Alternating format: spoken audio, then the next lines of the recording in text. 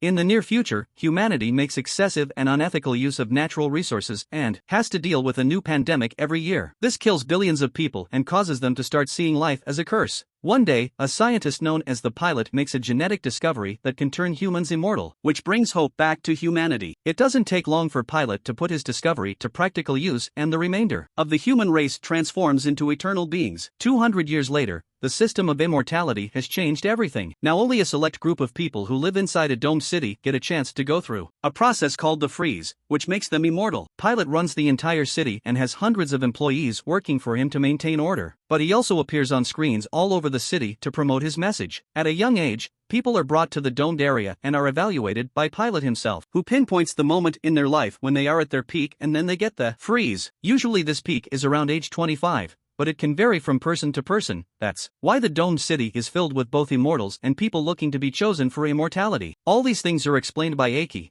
who works as a tour guide that takes newbies around the city to explain to them all the wonderful things Pilot has done for humanity, like putting a stop to war, political divide, and poverty. Meanwhile, a boy named Logos is on a train that is taking him into the city alongside multiple people that are excited about their upcoming transformation. However, Logos isn't as excited as them. He doubts that humans need immortality because, without death there is no living, there is just existing. Logos works as a terraformer, meaning he goes out to the desert to set up machines. This often causes him to have nightmares in which he dies right before his co-workers get to him. On his second day in the city, Logos is approached by Sukkar, who has sensed that he has been questioning immortality and is here to invite him to a group made of more people like him. She hands him a box that is supposed to take him to said group without being tracked, unaware that Pilot and his right-hand man Armoros are watching them through the surveillance footage. When they see the box, they immediately find it suspicious, and Pilot asks Armoros to find out what that box is. Afterward, Aki is approached by Armoros, who gives her a special headband that allows her to meet Pilot virtually. It turns out Pilot wants Aki to spy on Logos to find out what he is up to, and if she is successful in this mission, she will be promoted. Aki gladly accepts the mission, eager to please Pilot. Sometime later, Logos uses the box in the privacy of his room, and a mysterious voice comes out of the little device to arrange a meeting with him. When Sukkar and Logos meet again, Aki pretends to be just a random passerby in order to eavesdrop on them. However, Sukkar can tell they are being spied on, so she talks to Logos in code and tells him to come to the church later, making it sound like just two friends spending time together. Aki falls for the trick and reports that she didn't hear anything suspicious, but Pilot refuses to believe it, so he orders for them to continue to spy on Logos. To help Aki understand what's going on, Armoros shares a bit of history with her. The Pilot used to work with a guy named Helios, who developed a virus to destroy the immortality code. Helios was rehabilitated and his mind was wiped clean, but Pilot fears that his ideas remained in someone dangerous may be using them, so that's why they need to keep an eye on anything suspicious. To achieve her mission, Aki will have to be closer to Logos, so the next time she takes the train she sits next to him on purpose to chat with him. She opens conversation by commenting on the book he is reading, which immediately triggers a discussion about immortality and its merits. Logos asks her if she believes the things she tells her students, which makes Aki realize that she doesn't really have an answer. The next day, Aki asks a pair of twin sisters from her student group to help her keep an eye on Logos while she is not around. Meanwhile, Logos goes to the church and meets with Sukkar. After making sure that nobody has followed him,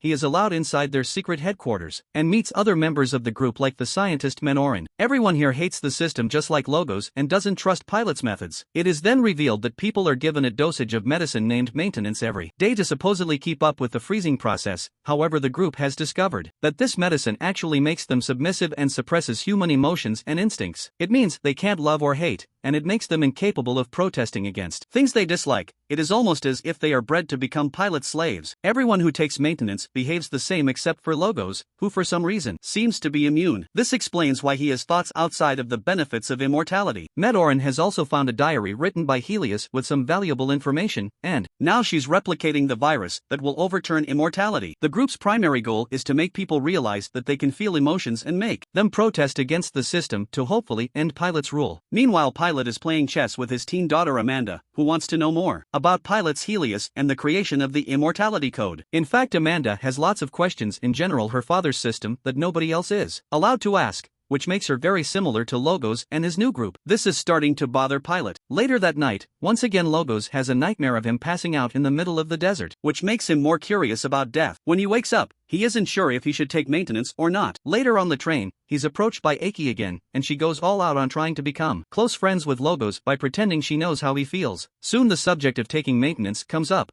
but neither of them confesses if they take it or not. Sometime later, the rebel group gets together to make a plan to disturb the flow of maintenance by changing the code, which can be done from the Capitol building. However, in order to recode, they need access to the underground tunnels of the Capitol building. Logos remembers that Aki works in the Capitol and she has access to areas that aren't open to the general public, so he goes to meet her while she's in the middle of a tour. Logos tells her that he does take his maintenance and asks about hers, but before Aki can reply, they're interrupted by the twins. Aki rushes back to work and Logos asks the twins about their special bond, which could be lost if Pilot chooses only one of them to make immortal. However, the twins think Pilot would never do that to them. Afterward, Armoros asks Aki what Logos was talking about, but she lies to him and claims that he just came to say hi. Logos' question is stuck in her mind for the rest of the day and Aki begins wondering what it would feel like not to take maintenance. When she finally meets with Logos again, he sees the doubt in her eyes and trusts her enough to bring her to the rest of the group. Aki gets to learn about their plan and see the diffuser prototype Helios built to destroy the code, which Medoran is trying to finish. When the group asks Aki for her help to access the maintenance supply, she is given some time to think it over. In the meantime, Pilot is chatting with Amanda again, and she wants to know what was like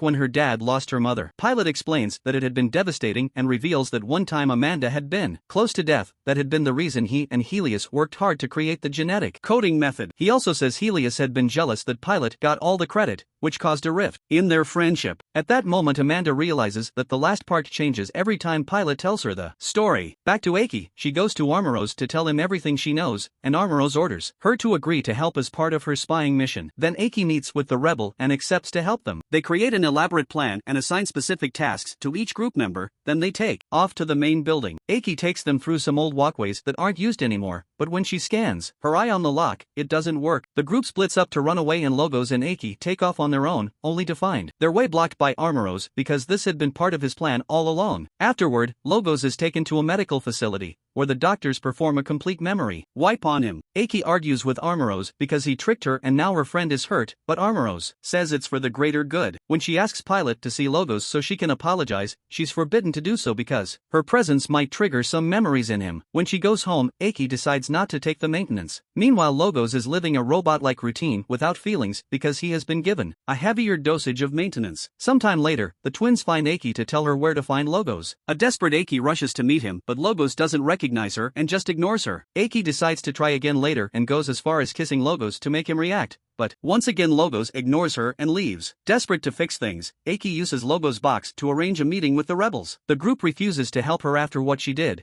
but Aki shows up at the church anyway, and confesses she isn't taking maintenance anymore, which earns her the group's trust. Again, with Aki's intel, the rebel group soon kidnaps Logos and deletes his data from the system. Pilot quickly finds out about the disappearance and Aki's involvement in it, so he sends Armoros after them. Meanwhile, Logos and Aki spend a few hours chatting, which allows Logos to finally starts getting glimpses of his past memories. By the time night falls, Logos is back to being himself. With Logos back, the rebels go back to work on their plan to hack and reprogram the maintenance system, but since Aki isn't a member of the Capitol anymore, they'll find to have an alternative. Aki decides to ask for help from the twins and the risk pays out. They gain access to the underground facility and therefore the main computer. The group wastes no time in changing and overriding the program, successfully achieving their goal. Meanwhile, Armoros finds the rebel headquarters, where they find only one remaining rebel to arrest. Afterward, the rebel group escapes from the city and they take shelter in the mountains, where they survive by building tents. That night, they receive news that the captured rebel unfortunately has been wiped clean. Later, the group discusses what their next step will be, and Logos wants to try to use the diffuser to prove mortality is the better option. However, Medoran warns him it's a prototype and the process could kill him. Aki is upset by this and Logos tries to explain to her that he doesn't want to die, he just wants to know what living truly is like. When nobody is looking, Logos puts on the diffuser, instantly passing out. Aki finds him and yells to help, so Medoran rushes to help him just in time. Aki spends her day watching over him, and when Logos finally regains consciousness, Aki is so relieved to see him well that she finally admits that she likes him. Then both of them share that they see everything clearer now. Sometime later, Pilot is doing his daily appearance on the city screens, only for the steam to suddenly be hacked by the rebels. People gather in the streets and hear Logos tell them about Pilot's control through maintenance and ask them to think freely at least once,